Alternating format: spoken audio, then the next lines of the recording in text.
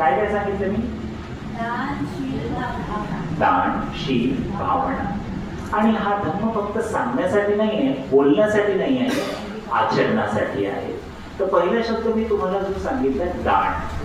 दिवसाची सुरुवातच जर का देण्यापासून झाली तर दिवस कसा जाईल? याला मी दुसऱ्या शब्दामध्ये सांगतो, तुमची सुरुवातच दिवसाची भांडण, कटकेट, कर्क तसाच जाईल. आपलं कुठल्या कामामध्ये लक्ष लागणार नाही.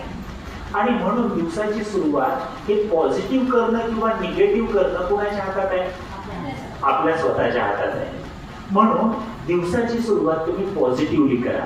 सकाळी उठल्याबरोबर सर्वात पहिले उठल्याबरोबर तुम्हाला काय करायचं आहे?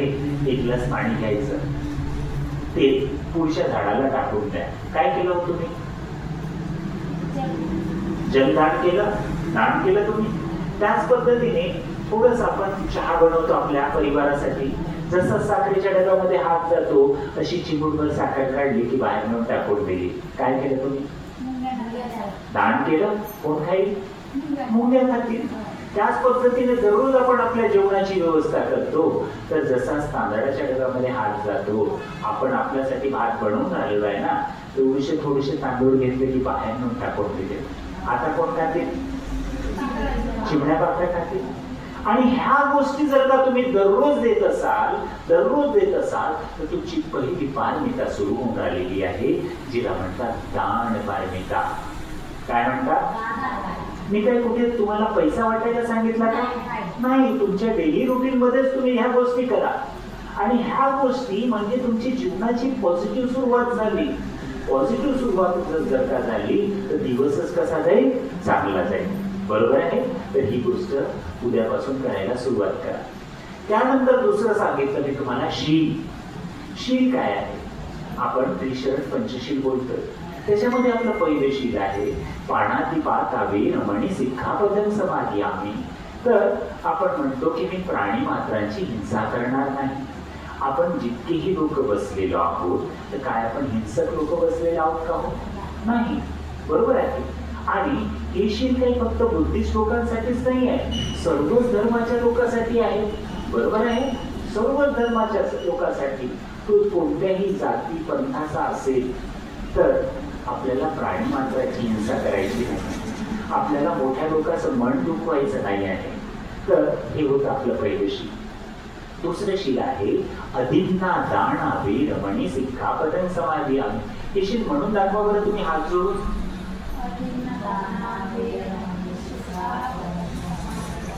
तुम्ही काय म्हटलं? अधिन्न. काय म्हटलं? अधिन्न म्हटलं ना? काय म्हणायचं आहे? अधिन्ना. त्याने काय म्हटलं? अधिन्ना. तुम्ही काय म्हटलं? अधिन्न. जेव्हा तुम्ही म्हणतात अधिन्न दानावे रमणी, याचा अर्थ मी चोरी करण्याचा संकल्प करतो. तुम्ही सर्व लोक काय बोलून राहिले? मी चोरी करण्याचा संकल्प करतो. अधिन्न दाना. मग आपल्याला काय म्हणायचं होतं? मी चोरी न करण्याचा संकल्प करतो. तर ते न करण्याचा फक्त न आला ना तिथे, तर तिथे ते अधिन्ना दाना. अधिन्ना दाना. बरोबर आहे? तर आजपासून काय म्हणायचं तुम्हाला? काय म्हणायचं? अधिन्ना दाना. पुस्तकामध्ये आहे लिहिलेलं, पण आपलं लक्ष जात नाही त्याच्याकडे. समजून आलेलं आहे? तर मला एक गोष्ट सांगा, आपण सर्व लोक काही चोरटे बसलेला आहोत? नाही ना? बरोबर आहे? आपण चोरी करणारे लोक नाही बसलेलो आहोत, तर ऑटोमॅटिक आपण ह्याही शीलाचं पालन करतो.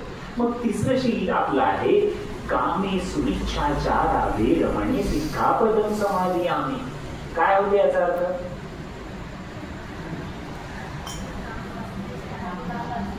मी काम पापासनीपासून अलिप्त राहण्याची शिक्षा ग्रहण करतो. तुम्हाला समजलं का? यांनी काय बोलले? तर याला मी सोप्या शब्दात सांगतो. मी परस्त्रीवरती किंवा परपुरुषाकडे वाईट नजरेने बघणार नाही. परस्त्रीकडे किंवा परपुरुषाकडे वाईट नजरेने बघणार नाही. असंच ते शील आहे. आता मला सांगा, तथागत भगवान गौतम बुद्धांनी इतकं सुंदर शील दिलेलं आहे की मी परस्त्रीकडे वाईट नजरेने बघणार नाही. आणि खूप सारे लोक ह्या शिलाचं जर का पालन करत नसतील तर त्याचे एकाचे 2 घरं बनतील आणि तो जो व्यक्ती आहे ना घरकार आहे ना घाटकार आहे, बरोबर आहे ना, इकडचा आहे ना तिकडचा राहील आणि फक्त दोन्ही परिवारामध्ये तो पैसा पैसा पैसाच होणार आहे, बरोबर आहे. पण ह्या शिलाचं जर का आपण पालन केलं आणि खरोखरच थायलंड म्हणा किंवा जापान सारख्या देशामध्ये ह्या शिलाचं जेव्हा पालन केल्या जाते तर त्या शहरामध्ये कधी बलात्कार झालेल्या ह्या घटना दिसत नाही. समजलं? हे होतं 3रं शील. त्याच्यानंतर 4थं शील आहे मोसा वादा वेरमणी सिक्खापदं समाधियामि. म्हणजे काय होते? आई काय होते? मोसा वादा, मी खोटं बोलणार नाही. पण आपण सर्वच म्हणतो मी खोटं बोलणार नाही, पण गंदा आहे लेकिन धंदा आहे. काय म्हटलं मी? गंदा आहे लेकिन धंदा आहे. साडेच्या साडेच लोक खोटं बोलतात की नाही बोलत? अरे साधं तुम्ही काय म्हणतात, तुमच्या मुलाने एखादी दिवस जर का ऍबसेंट असला तर तुम्ही त्या ऍबसेंट असलेलं म्हणजे जेव्हा अर्ज लिहायचा राहतो तर तुम्ही अर्जामध्ये काय लिहिता? मुलाची प्रकृती खराब होती म्हणून तो येऊ शकला नाही, जरी तुम्ही त्या लग्नाला गेलेले असाल तरी. अरे तुम्ही जर का सांगितलं की काल आमच्याकडे लग्न होतं, आम्ही लग्नाच्या कार्यानिमित्ताने लग्नाला गेलेलो होतो, तर ते जे टीचर आहेत तर टीचर काही म्हणतील का तुम्हाला? म्हणजे जे कारण आहे ते लिहा ना, बरोबर आहे. पण आपणच चुकीचं कारण लिहितो. कधी कधी आपल्या दारावरती एखादी व्यक्ती मागणारा येतो, मागणारा म्हणजे आपली उधारी मागणारा येतो आणि घरातूनच ते वडील सांगतात त्यांना सांग बरं की पप्पाजी नाही आहेत म्हणून. मग आता हा छोटासा मुलगा तिथे जातो आणि त्या जो देणदार आहे त्याला म्हणतो पप्पाजीने सांगितलं पप्पाजी नाही आहेत म्हणून. समजून झाले काय? तर आपल्याला खोटं बोलायचं नाही आहे. सुंदर शील आहे. त्याच्यानंतर 5वं शील आहे. 5वं शील बरोबर समजून घ्या.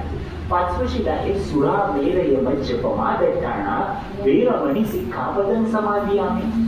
म्हणजे मी कुठल्याही प्रकारचं व्यसन करणार नाही. दारू, बिडी, गुटखा, तंबाखू आदी मादक पदार्थांच्या सेवनापासून अलिप्त राहण्याची शिक्षा ग्रहण करेल असं आपण म्हणतो. पण मला एक गोष्ट सांगा, आपण कित्येक लोकांच्या प्रेत यात्रेमध्ये जातो की नाही? प्रेत यात्रेमध्ये जातो आणि तिथे गेल्यानंतर जो व्यक्ती ह्या गाथावंदना किंवा त्रिशरण पंचशील बोलतो तो सुद्धा दिलेला राहतो की नाही? कारण कुठलाही कार्यक्रम असला याच्याशिवाय तर कार्यक्रमच होत नाही. चाहे बर्थडे असो, चाहे कुणाचं मरण असो, कुणाचं काही असो, याच्याशिवाय होतच नाही. तर मला एक गोष्ट सांगा की प्रेत यात्रेमध्ये येणारे लोक निमंत्रण द्यावं लागत नाही. शेजार बाजारचे असेल तर प्रत्येक धर्मातले लोक तिथे येणार आहेत.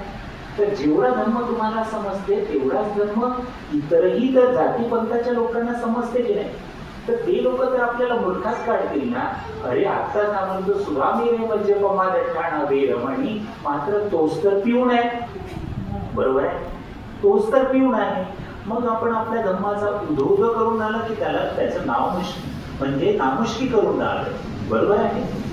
पण एक समाज असाही आहे, एक समाज असाही आहे की फक्त ह्या एका शिलाच्या आधारावरती अख्ख्या समाजाला जोडायला सुरुवात केलेली आहे. कोणता समाज? परमात्मा एक सेवक ह्याच रूढवरती आहे. दारू पिऊन आतमध्ये येऊ नये. कुठलं शिल आहे? बुद्धांचं शिल आहे, बरोबर आहे. बुद्धांचं शिल आहे. ह्या एका शिलाचं पालन केल्यानंतर कित्येक जे पिणारे लोक होते ते रस्त्यावरती आले, बरोबर आहे. आपल्या परिवाराला डेव्हलपमेंट करून राहिलेले आहे आणि ते घर सुधारलेले आहेत फक्त एका शिलाच्या आधारावरती. मग परमपूज्य डॉक्टर बाबासाहेब आंबेडकरांनी आणि तथागत भगवान गौतम बुद्धांनी तर आपल्याला 5 शील दिलेले आहे. ह्या 5 शिलाचं पालन केल्यानंतर तुम्ही किती डेव्हलपमेंट करू शकता. पण आपण फक्त नावाने बुद्धिस्ट आहोत, बरोबर आहे. कर्माने मात्र कुठेतरी आपण बुद्धिस्ट झालेलो नाही. तर बुद्धिस्ट व्यक्ती असा असायला पाहिजे की कोणीही व्यक्ती फक्त त्याच्याकडे बघितल्यानंतर त्यांच्या वाणीमुळे, बोलण्यामुळे, चालण्यामुळे, वागण्यामुळे आपलं बुद्धिझम छलकायला पाहिजे. म्हणा साधू, हे होतं दुसरं शील. ह्या शीलाचं फक्त बोलायचं नाहीये, पालन करायचं आहे. त्याच्यानंतर तिसरा शब्द काय सांगितला होता मी? दानशील. भावना. काय सांगितलं होतं मी? भावना.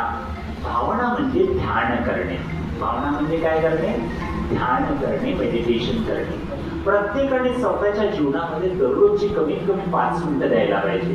5 मिनिटं सकाळी, 5 मिनिटं संध्याकाळी. तुमच्यापैकी काही लोकांनी कधीतरी शिबिर केलं का? कोणी केलं? तुम्ही केलं. गोयंका गुरुजींचं कुठे केलं? नागपूरला. कुणाकडे? TBMचं नागलोकचं. ऍक्च्युली माझं शिबिर स्थळ इथेच होतं, चकारा गावात. अड्याच्या जवळ चकारा. मी 5 वर्ष शिबिर केले, घेतले. मी मेडिटेशन शिकवतो, विपස්සना शिकवतो, ह्या सर्व गोष्टी करतोय. तर जीवनामध्ये जर का आलो तर कधी ना कधी आपल्याला एकतरी शिबिर करायला पाहिजे. शिबिर केल्यानंतर आपली सोच समज सर्व बदलून जाते, आपली बुद्धी बदलून जाते.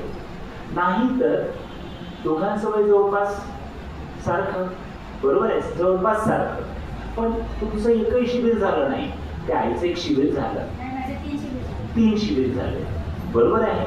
तर आपलंही एखादी तरी शिबिर व्हायला पाहिजे. त्या शिबिरामुळे माझा जन्म का झाला, माझा मृत्यू का होत आहे, मला जीवनात काय करायचं आहे, ह्या सर्व गोष्टी समजू येतात. आणि शिबिर करत असताना सर्वात शेवटी आपल्याला सांगितलं जाते की घरी जेव्हा जाल तर किती तास ध्यान करायचं? 1 तास. किती तास? 1 तास. पण मी तुम्हाला 1 तास 2 तास नाही मागत. तुम्ही सर्व लोक नवीन आहेत, मला पाहिजे फक्त 10 मिनिटं. किती मिनिटं येऊ शकता? माझ्यासाठी नाही, तुमच्यासाठी. किती मिनिटं? त्याच्यातले 5 मिनिटं सकाळी द्यायची आणि 5 मिनिटं संध्याकाळी द्यायची. 5 मिनिटं सकाळी आणि 5 मिनिटं संध्याकाळी. सकाळी उठल्याबरोबर इकडेही जायच्या अगोदर आपल्या बेडवरतीच बसायचं. बसल्यानंतर डोळ्यांना बंद करायचं. शांत राहते सर्व वातावरण. डोळ्यांना बंद करायचं आणि पहिले 2 मिनिटं श्वास आतमध्ये बाहेर, आतमध्ये बाहेर, आतमध्ये बाहेर, एवढंच बघायचं आहे. म्हणजे तुमचं लक्ष इथे लागेल. इथे लक्ष लागायला लागेल तर तुमचं चित्त एकाग्रित होईल, मन एकाग्रित होईल. आणि मनाला एकाग्रित केल्यानंतर 3ऱ्या मिनिटाला म्हणा की हे तथागता, मी आभारी आहे कारण मी आजचा दिवस बघितलेला आहे. काय म्हणायचं? आजचा दिवस बघितला, त्याच्याबद्दल आभार व्यक्त करायचे. कारण जीवनामध्ये किती दुःख असू द्या, एखादी व्यक्ती इतका दुःखी असेल की त्याचं बेडवरतीच लघवी पाणी सर्व काही तिथेच होते, त्याच्यापेक्षा तर मोठं दुःख नाही ना आपल्या जीवनात. आणि तशी अवस्था असेल तरी सुद्धा 5 मिनिटाचं ध्यान करायचं आणि या 3ऱ्या मिनिटाला म्हणायचं आहे की हे तथागता, मी आभारी आहे कारण मी आजचा दिवस बघितला. आठवण करा, काल किती लोक झोपायला गेले, आज उठलेच नाही. मग आभारी आहोत आपण? म्हणा साधू. ही गोष्ट लक्षात गेली, आभार व्यक्त करायचे. जेणेकरून आपल्याला उद्याचाही दिवस बघता येईल, परवाचाही दिवस बघता येईल. समजलं? आणि आपल्या जीवनामध्ये नेहमी सुख आनंद राहील. 4थ्या मिनिटाला आपल्याला काय म्हणायचं आहे? आज मी चांगले कर्म करण्याचा प्रयत्न करेन. काय करण्याचा प्रयत्न करेन? चांगले कर्म करण्याचा प्रयत्न करेन. आता हे चांगले कर्म कोणते? दान, शील, भावना. याच्यापेक्षा कोणते चांगले कर्म आहे? सिंपल, दान, शील, भावना. हे चांगले कर्म करण्याचा प्रयत्न करेल. आणि 5व्या मिनिटाला तुम्ही जो कुठला व्यवसाय धंदा करत असाल, तुमचे मिस्टर करत असतील, घरचा कोणीतरी व्यक्ती करत असेल, तर तुम्ही त्याच्याकरिता प्रार्थना करा की हे तथागता, माझ्या जीवनामध्ये नेहमी सुख, शांती, समृद्धी असू दे. माझ्या जीवनामध्ये आज मी 2 पैसे एक्स्ट्रा कमवेल असा मार्ग दाखव. बरोबर आहे? जेणेकरून तुम्ही 2 पैसे एक्स्ट्रा कमवाल तर तुमचं डेव्हलपमेंट होईल आणि तुम्ही जीवनामध्ये पुढे वाढाल. झाले सकाळचे 5 मिनिटं. सोपं आहे ना? पहिले 2 मिनिटं श्वास आतमध्ये बाहेर, तिसऱ्या मिनिटाला भगवंताचे आभार म्हणायचे कारण आपण जिवंत आहोत. चौथ्या मिनिटाला आज मी चांगले कर्म करण्याचा प्रयत्न करेल. तुमचं लक्ष वाईट कर्मातून डायव्हर्ट होऊन जाईल, फक्त चांगल्याच गोष्टीकडे राहील. आणि 5व्या मिनिटाला आपल्या स्वतःसाठी आणि परिवारासाठी प्रार्थना करायची की हे पाहिजे. बरोबर आहे? असं संध्याकाळी सुद्धा आपल्याला 5 मिनिटं द्यायची आहे. झोपायच्या अगोदर किती मिनिटं द्यायचे? 5 मिनिटं. पहिल्या 2 मिनिटाला काय सांगितलं मी? श्वास आतमध्ये बाहेर, आतमध्ये बाहेर, आतमध्ये बाहेर. तिसऱ्या मिनिटाला आज दिवसभरामध्ये तुम्ही काहीतरी चांगलं कर्म केलं की नाही? बघा, मला इथे आणणारे धम्मपालजी मेश्राम आहेत जे तिथे बसलेले आहेत. मी त्यांच्याकडे भेटायला आलेलो होतो आणि सोबतच तिथे शेंद्रे सरांची फार्मसी आहे. मी त्यांच्याकडे बसलेलो होतो, तेवढ्यामध्ये तुमचा गोड आवाज माझ्या कानावरती पडला आणि मला वाटलं की 10 मिनिटं तुम्हाला द्यावी. तर ह्या दोन्ही लोकांकरिता शेंद्रे सरांची जी फार्मसी आहे आणि धम्मपालजी मेश्राम यांच्याकरिता साधू का द्या? साधू. साधू. कदाचित मी तिथे थांबलो नसतो तर मी तुमच्या जीवनात आलो असतो? नाही आलो असतो. भेटच झालेली नसती. तर असे कितीकच चांगले कर्म केलेले असते. कुणाला 1 ग्लास पाणी दिलं हे चांगलं कर्म आहे, कुणाला रस्ता दाखवला हे चांगलं कर्म आहे, कुणाशी 2 शब्द प्रेमाने बोलले हे चांगलं कर्म आहे, कुठले फॉर्म निघाले त्याची माहिती कोणाला दिली हे चांगलं कर्म आहे. जे काही आज तुम्ही दिवसभरामध्ये चांगलं केलं त्याची आठवण करा. हे तुमचे काय आहे? कुशल कर्म. काय आहे? कुशल कर्म. याची आठवण करा. आपण नेहमी वाईट कर्माची आठवण करतो, चांगल्या कर्माची आठवण करा. 4थ्या मिनिटाला आपण काहीतरी वाईट केलेलं आहे आज दिवसभरात. आज मी कमी बहुती झालं सगळं भांडण, आठवण करा. कुणाला देता देता नाही दिलं, आठवण करा. कुणाचं मन दुखावलं, आठवण करा. आणि ह्या सर्व गोष्टी करिता माफी मागा. कशी मागायची?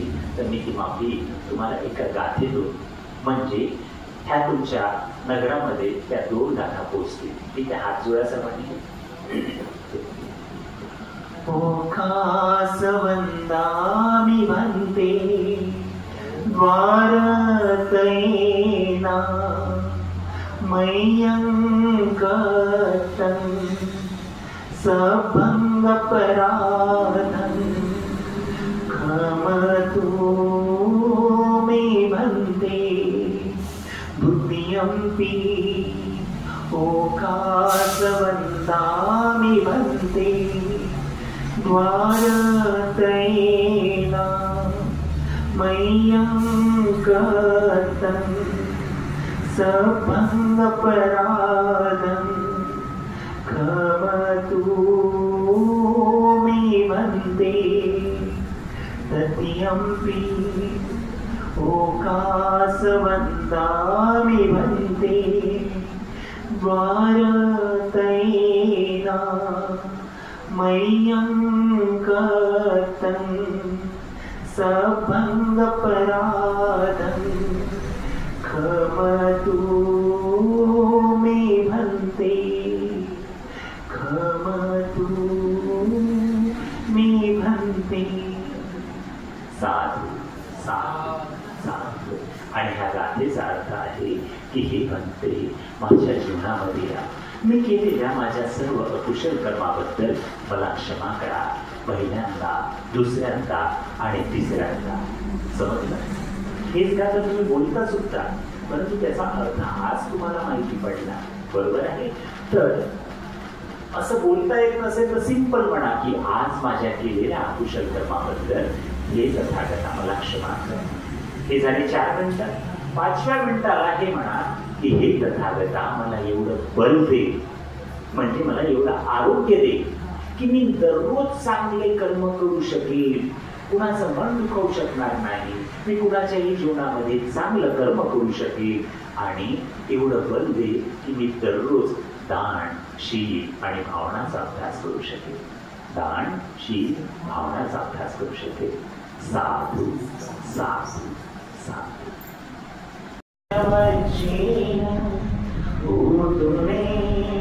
जय मंगल नत्थिने नमो मे शरणं वरं एतेन सच्चवज्रेन भूतु मे जय मंगलं नत्थि मे शरणं अन्यं संघो मे शरणं वरं एतेन सच्चवज्रेन भूतु मे जय मंगलं सर्वपापस्य अकरणं कुशलस्य उपसम्पदा सचित्तपर्योदपणम् एतं बुद्धानुशासनं साधु बुद्धं नमामि. वंदा. धम्मं नमामि. संघं नमामि. वदामि. साधु साधु साधु.